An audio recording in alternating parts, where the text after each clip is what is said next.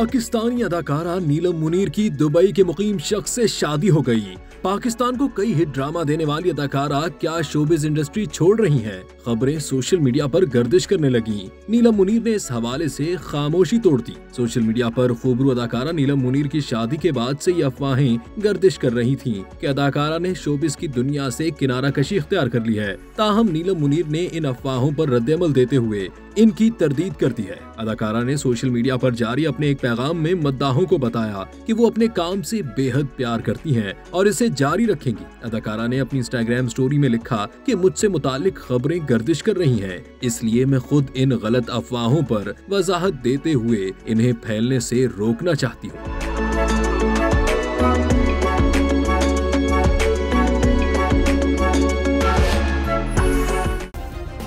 Subscribe करें और bell दबाएं ताकि कोई खबर रह न जाए।